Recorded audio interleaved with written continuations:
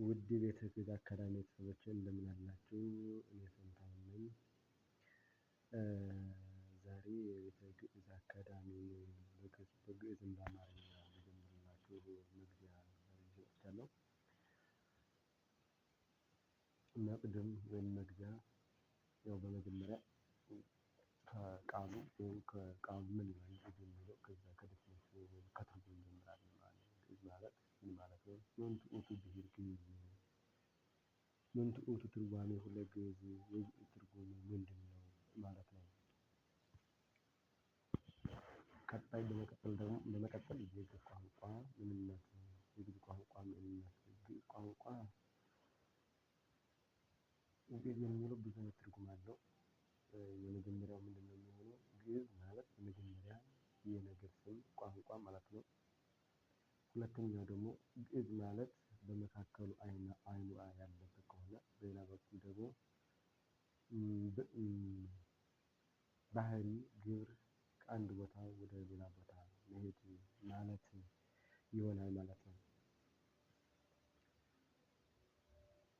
በሶስተኛ ደረጃ ደግሞ ግዕዝ የሚለው የፊደል ስም ሊሆን ይችላል፣ የንባብ ስም ሊሆን ይችላል፣ የዜማ ስም ሊሆን ይችላል ማለት ነው። ግዕዝ ከሌሎች ቋንቋዎች የሚለይበት ዋና ምንድነው? አንደኛ የራሱ ቁጥሮች ያለው ነው። የራሱ ቁጥር ያለው ነው። የራሱ መቁጠሪያ ቁጥር ያለው ነው። ከማንም ያልተዋሰው የራሱ ያለው ነው። የራሱ ፊደላት ያለው ነው። የራሱ የአጻጻፍ ስርዓት ያለው ስለሆነ ደግሞ የራሱ የንባብ ስርዓት ያለው ነው።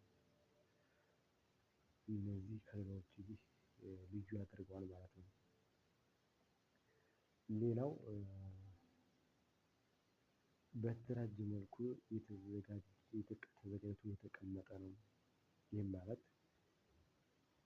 ከአንድ ቃል ብቻ ከ20 ከ30 ያላነሱ ቃላቶችን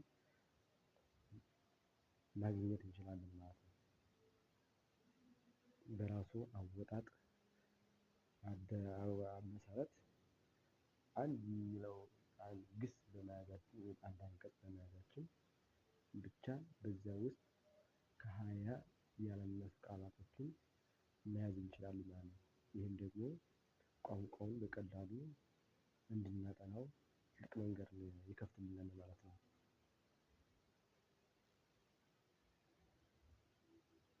ስለዚህ ያው ብዙ መድከም ብዙ መልፋት ሳይጠበቅብን የዚያን የቋንቋውን ህግና ስርዓቶችን በመከተል በቀላሉ በአጭር ጊዜ ውስጥ ቋንቋውን ማወቅ እንችላለን ማለት ነው። ይህ ከሌሎች ቋንቋዎች ልዩ የሚያደርገው ነው። አብዛኞቹ ቋንቋዎች በጣም ለማወቅ በጣም ውስብስብ እና ከባድ ናቸው።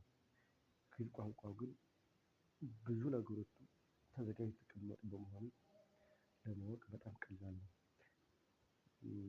ግን ያው አብዛኛው ሰው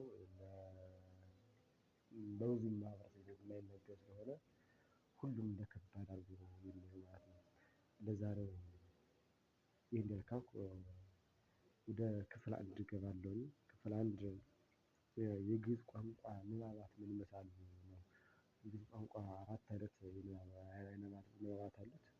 በዋናነት አራት አይነት የንባብ አይነቶች አሉት። አንደኛ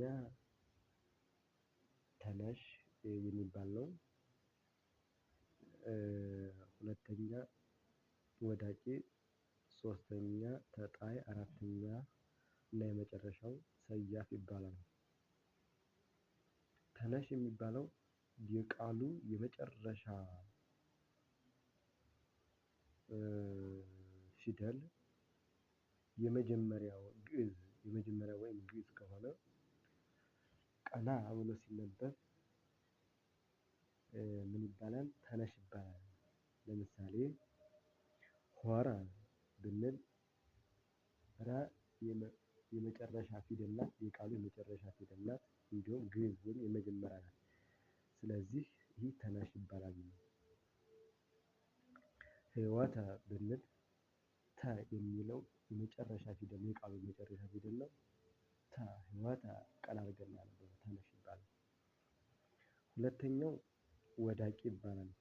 የሚለው ወዳቂ ከነዚህ በሰባቱ ፊደላት በስድስቱ በፊደላት ሊገኝ ይችላል። ይህ ማለት የመጨረሻ የቃሉ የመጨረሻ ወጥ ግዕዝ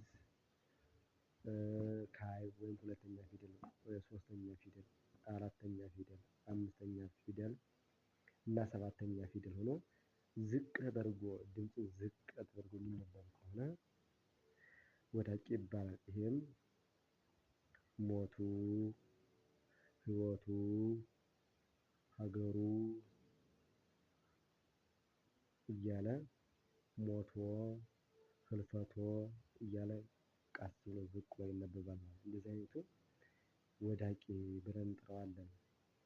ተጣይ የምንለው ሶስተኛው የንባብ አይነት ሲሆን የቃሉ መጨረሻ ፊደል ስድስተኛ ፊደል ሆኖ ወይም ሳድስ ሆኖ የማይነሳ እንደ ተጣይ የተጣይን ድምፀት ሰጥተነው የምናነበው ከሆነ ወደ ተጣይ ይባላል። ድምፀቱ ልክ እንደ ወዳቂ ነው። የሚለየው የወዳቂ በስድስቱ ፊደላት ነው የሚጨርሰው የሳድሱ ወይም ስድስተኛው ፊደል ሳይጨምር ማለት ነው። ይሄኛው ተጣይ ግን በስድስተኛው ፊደል ብቻ ጨርሶ የወዳቂን ድምፀት ይዞ የሚሄድ ከሆነ ተጣይ ብለን እንጠራዋለን ማለት ነው። ሌላኛውና የመጨረሻው ሰያፍ የሚባለው ነው። ሰያፍ የሚባለው ልክ እንደ ተጣይ በስድስተኛው ፊደል የሚጨርስ ነው። ድምፀቱ ግን የተነሽ ድምፀት ሰጥቶ የሚሄድ ከሆነ ይህም ማለት በስድስተኛው ፊደል ጨርሶ ልክ እንደ ተነሹ ኤርምያስ ብሎ ስ አሁን ስድስተኛ ፊደል ነው።